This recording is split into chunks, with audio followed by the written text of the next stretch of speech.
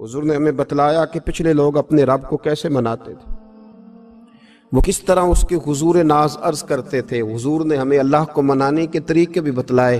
फरमाया जब माँ बाप दुआ मांगेंगे औलाद के हक में तो वो मान जाएगा। हुजूर अलैहिस्सलाम ने फरमाया जब मुसाफिर दुआ मांगेगा तो अल्लाह मान जाएगा। फरमाया मेरे रसूल करीम ने कि जब बीमार दुआ मांगेगा तो अल्लाह मान जाएगा। और सैयद आलम अलैहिस्सलाम फरमाने लगे जब तुम्हारे ज़ईफ, कमज़ोर, मजबूर लोग दुआ मांगेंगे तो अल्लाह मान जाएगा।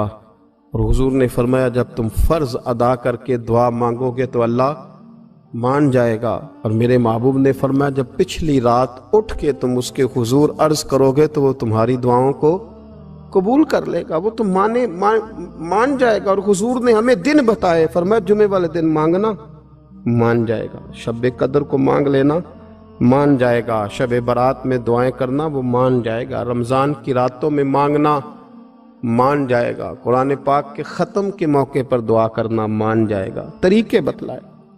अब ये है कि हमने तो मांगना था ना उसकी बारगाह में, हमने तो हाजिर होना था, हमने तो जाना था। अब हमने आगे बढ़ना है, उसके हुजूर अर्ज करना है। हुजूर ने हमें बतलाया कि मोमिन मुत्तकी होता है ना, परहेजगार होता है, तो इसने कुछ नेकियां भी की होती हैं। जिस तरह इसे अपने गुनाहों का पता होता है ना, तो इसे पता होता है कि नहीं यार फलां काम मैंने फ़कत अल्लाह की रज़ा के लिए किया हुआ है, वो मेरा और मेरे रब का राज है। फरमाया जब तुम बड़े उलझ जाओ ना, जब तुम बड़ी आजमाइश में आ जाओ और जब तुम समझ लो कि अब मैं बड़ी तकलीफ में आ गया हूं, तो फिर एक तरीका हुजूर ने हमें और भी बतलाया मांगने का, एक और तरीका भी बतलाया। और वो रवायत सही मुस्लिम में मौजूद है। रावी हजरत अब्दुल्ला इब्न उमर रदी अल्लाह ताला हुजूर फरमाते हैं 3 लोग सफर कर रहे थे। ये आप अंदाजा फरमाइए सही मुस्लिम की हदीस है। और जरा हुजूर के समझाने का एक ये रंग भी है अल्लाह को मनाने का, एक ये अंदाज भी है उसकी बारगाह में गुजारिशात पेश करने का, ये भी एक तरीका हुजूर ने हमें बतलाया। अगरचे अपनी नेकियों को छुपाना चाहिए, नेकियां जो छुपी हुई होती हैं वो कीमती होती हैं, वो कीमती चीजें होती हैं जो लोगों ने छुपा करके रखी होती हैं। हजरत अब्दुल्ला इब्न उमर फरमाने लगे कि नबी पाक सल्लल्लाहु अलैहि वसल्लम फरमाते हैं 3 लोग सफर कर रहे थे, रास्ते में तूफान आ गया, तेज बारिश शुरू हो गई, तो हुजूर फरमाते हैं वो तीनों बारिश से बचने के लिए एक गार में छुप गए। उनको पता है पुराने ज़माने के अंदर गारें होती थी और लोग जब सफ़र करते थे लंबे तो पत्थरों और पहाड़ों के बीच में से सफ़र करते थे। वो गार के अंदर चले गए। अब चूंकि तूफान बहुत ज़्यादा था, जब वो गार के अंदर चले गए तो अल्लाह के प्यारे हबीब सल्लल्लाहु अलैहि वसल्लम फरमाते हैं पत्थर ऊपर से लुढ़कता हुआ आया और गार के मुंह के आगे आके उसने गार को बंद कर दिया। अब इतना तेज और इस मजबूती के साथ वो पत्थर लगा और इतना सही फिट हुआ कि अंदर रोशनी आनी भी खत्म हो गई। अब 3 लोग हैं, थोड़ी देर तो वो परेशान रहे कि शायद अब कभी बच नहीं सकेंगे, शायद चारों जानिब अंधेरा ही है और अंधेरा ही रहेगा, शायद यहां से निकलने के लिए अब हमें कोई रास्ता मुयस्सर नहीं आएगा। वो पहले तो परेशान हुए, फिर कहने लगे यार इस तरह करो, जरा गौर कीजिएगा मेरी बात पे। फरमाया इस तरह करो, अगर कोई जिंदगी में नेकी की है ना तो जरा उस नेकी को याद तो करो और याद करके उस मालिक के हुजूर अर्ज तो करो, वो करीम है, कोई आखो शायद मन जावे ते गल कम ततड़ी दा बन जावे, अर्ज तो करो उनमें से। ये आप अंदाजा फरमाइए, ये बात बयान कौन कर रहा है? ये मदीने वाले रसूल बयान कर रहे हैं, ये नबी पाक अलैहिस्सलाम ने बयान फरमाया। ये वो कहानी है जो हमें हमारे नबी पाक ने सुनाई, रसूल करीम अलैहिस्सलाम ने हमें बतलाई, ये दास्तान मोहब्बत। हुजूर फरमाने लगे एक ने उनमें से हाथ उठाए और उसने अंदाज क्या छेड़ा, अर्ज करने लगा अल्लाह तो जानता है ना मैंने बकरियां रखी हैं, मैं गरीब हूं, मजदूर हूं, और मालिक तू ये भी जानता है कि मेरे बच्चे भी हैं, बीवी भी है, पर मैं जब भी घर लौटा हूं तो दूध मैंने बच्चों और बीवी को पहले नहीं दिया, बूढ़े माँ बाप को पहले दिया। अल्लाह मैंने उनके साथ हमेशा करम के बाजू खोल कर मामला किया। वो गार में तन्हा बैठे हैं और अपने मालिक को मना रहे हैं। عرض کرتے ہیں اللہ تجھے یاد ہے نا ایک رات جب میں بڑی دیر سے لوٹا تھا، لکڑیاں کاٹتے درخت تلاش کرتے مجھے دیر ہو گئی، میں دیر سے لوٹا تھا، نیت یہ کر رکھی تھی کہ دودھ سب سے پہلے ماں باپ کو پلاؤں گا، مالک جب میں لوٹا تو وہ بوڑھے تھک ہار کے سو گئے تھے، میری بیوی نے مجھے کہا کہ بچوں کو پلا دو، وہ سو گئے، تو میں نے کہا نہیں میرے ذمے ہے ان بوڑھوں کے دل کو ٹھنڈا کرنا، ان سے پیار کرنا۔ اللہ بیوی مانگتی رہی، بچے طلب کرتے رہے، میری ٹانگوں میں گھومتے رہے، بار بار آتے رہے، اور میں نے دودھ نہیں پلایا۔ اے مالک فجر ہو گئی، آفتاب طلوع ہونے کا وقت آ گیا، پر میں نے ماں باپ کے بیدار ہونے کا انتظار کیا۔ اے اللہ وہ جب اٹھے تو ان کی آنکھوں میں جو میرے لیے دعا تھی اور ان کے سینوں میں جو میرے لیے کرم تھا، اگر تیری بارگاہ میں وہ نیکی قبول ہے تو مالک پھر رحم فرما، نہ اس مشکل سے آسانی عطا فرما۔ سنو سنو، رسول کریم صلی اللہ علیہ وسلم فرماتے ہیں کہ اس بندے کی دعا مکمل ہوئی تو پتھر تھوڑا سا سرک گیا، اور اتنا سرکا کہ آسمان نظر آنے لگا۔ جس نے ماں باپ کو منایا ہے، ان سے پیار کیا ہے، پھر یہی بات وسیلہ بن جائے گی رب کے ماننے کا، پھر یہ وسیلہ بنے گی، اللہ اس سے مان جائے گا۔ پھر رسول کریم صلی اللہ علیہ وسلم فرمانے لگے،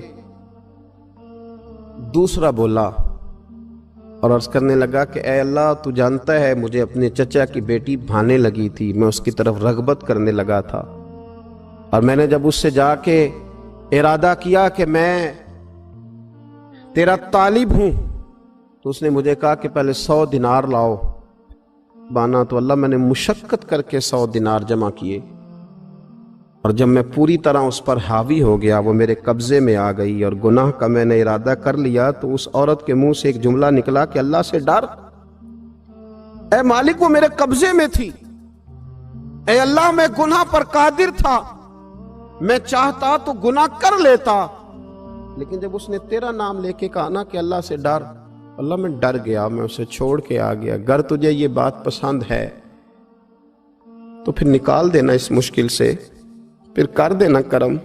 اللہ میری بھی تو چڑھتی جوانی تھی نا، میں بھی تو سب کچھ کر سکتا تھا، پر تیرے لیے، تیری خاطر میں لذت گناہ سے باز رہا، تو اللہ تو رحمت فرما دے۔ حضور فرماتے ہیں اس کی دعا مکمل ہوئی تھی کہ پتھر تھوڑا اور سرک گیا۔ پھر تیسرا بولا اور اس نے بول کے کہا، اے اللہ ایک مزدور کو، ایک دیہڑی دار کو، ایک غریب کو میں نے کام پہ رکھا ہوا تھا، یہ تیرا اور میرا راز ہے اللہ۔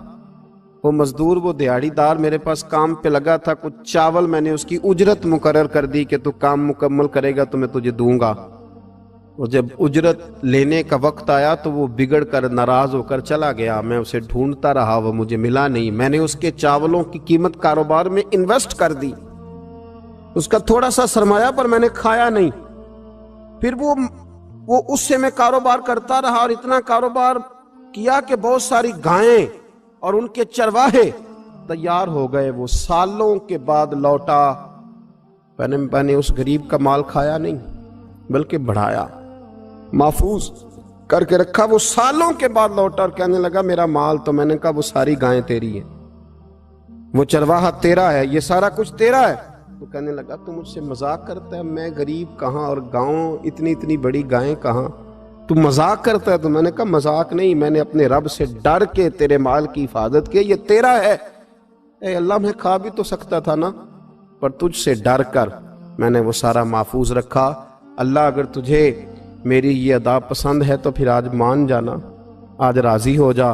اللہ کے رسول فرماتے ہیں اس کی دعا مکمل ہوئی تھی کہ پتھر لڑکا اور ان کے لیے رستہ بن گیا، وہ باہر آ گئے۔ تو حضور نے ہمیں بتلایا کہ وہ تمہاری نیکیاں جو چھپی ہوئی ہیں، وہ تمہاری نیکیاں جو تم نے خالص اللہ کی رضا کے لیے کی ہیں، ان نیکیوں، ان اعمال کا وسیلہ بھی تمہارے رب کے ماننے کا ذریعہ بن جائے گا، اس کو منایا جائے، اس کے حضور حاضری دی جائے، اس سے بخشش کا سوال کیا جائے، اس کی بارگاہ میں یہ گزارش کی جائے کہ اللہ غریبوں، مجبوروں، کمزوروں اور ان لوگوں کے صدقے جو اللہ رستہ دیکھ رہے ہیں کہ رستہ کب کھلے گا، جو تیری بارگاہ کرم کے سوالی ہیں، ان کے صدقے تو رحم فرما، تو کرم فرما۔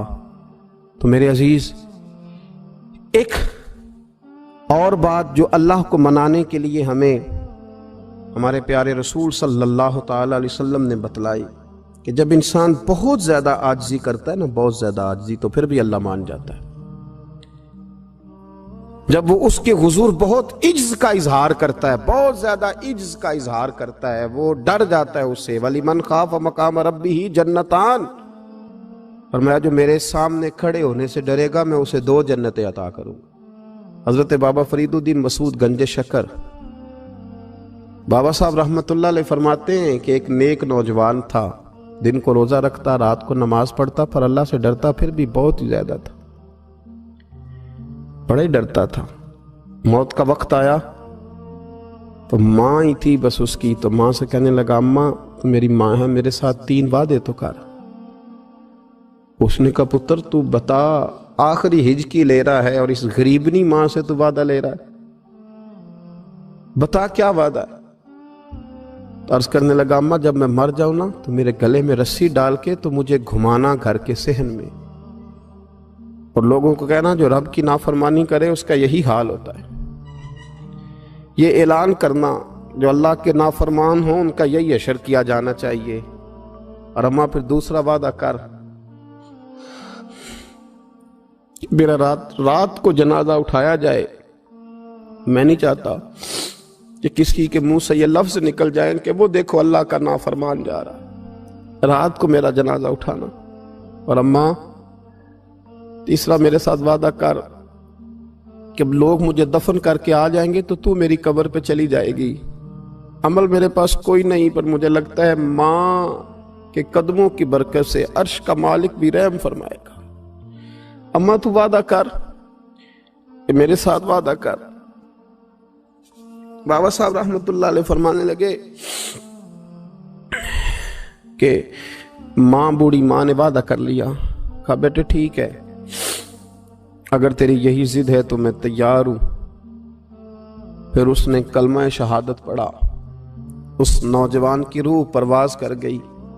بوڑھی ماں نے رسی منگائی تو وَلِمَنْ خَافَ مَقَامَ رَبِّهِ جَنَّتَانِ، جو ڈر جائے، اس نے تو کہا تھا نا کہ رسی ڈال کے گھمانا اور کہنا یہ اللہ کا نافرمان ہے، اس کا یہی اشر ہونا چاہیے تھا۔